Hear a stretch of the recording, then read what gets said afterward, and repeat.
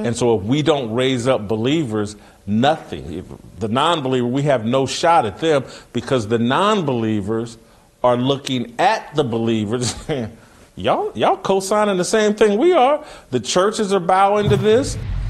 Did Matt Walsh, did he err in leaving God out of his documentary? I'm not sure if I feel that way, Jason. Simply because there's a couple reasons. One, the weapons of our warfare are not carnal, and I'm trying to figure out what purpose would it have served to the people that he was actually talking to.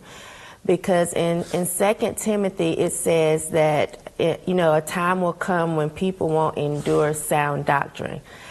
Obviously he was talking to unbelievers, at least that's what it appeared to me. Now, if he was talking to believers, then I feel like it should have came up in the conversation. But talking to unbelievers, I'm not exactly sure what would have come of that. If it would have been just a debate or a fight that would have taken away from what he was actually trying to do. But I agree with you when you said that Christians need to be held accountable. Like, we don't even know what it means to be a Christian, or, what is a Christian? What is God? I do agree with that. But in talking to non-believers, I feel like they would just disregard the entire argument because they don't believe anyway.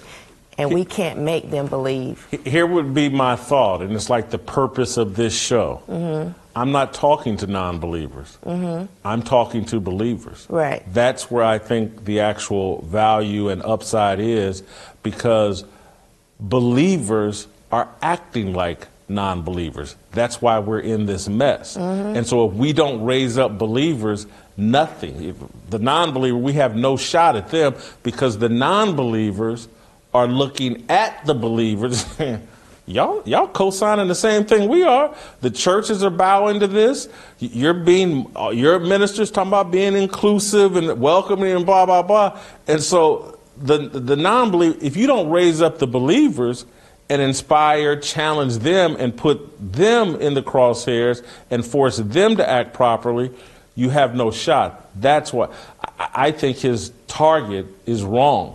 The people that need to be shaken are us. Jill? Leave it to me to come on my first show here and disagree with Jason right off the start and agree with you, because I think that what this does is it allows us to start the conversation. We haven't been able to have this conversation yet out in the open without immediately being shot down. To me, I'm with you. This is not a conversation starter for just believers, but to look at it as a whole. We could take this into our schools if they will let you. You can have a community watch with your church, your Bible study. It's a place to begin. It's not the end, in my opinion, of this conversation. This isn't where it ultimately is led to finish, but rather just that starting point. And I think that he brings up so many good talking points for people to actually go out in their communities to start conversations with. Are you actually being a loving, if we want to have this here, a Christian? Because affirming something that we know not to be true is false. And this is why. They gave you the argument to go out there and almost in a stealth way say, hey, these are the cracked doors that you can begin to push down. And so do you guys follow Matt Walsh on social media? Yes. Yes. He keeps repeating, and other people at the Daily Wire keep repeating. Those of you criticizing me haven't even watched the documentary. He keeps this audience that y'all think he's reaching, he's acknowledging over social media. They're not even watching.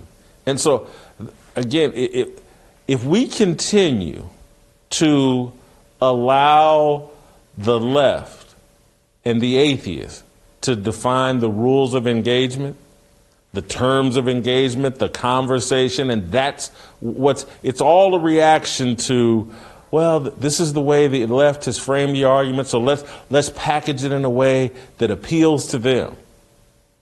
The truth doesn't appeal to them.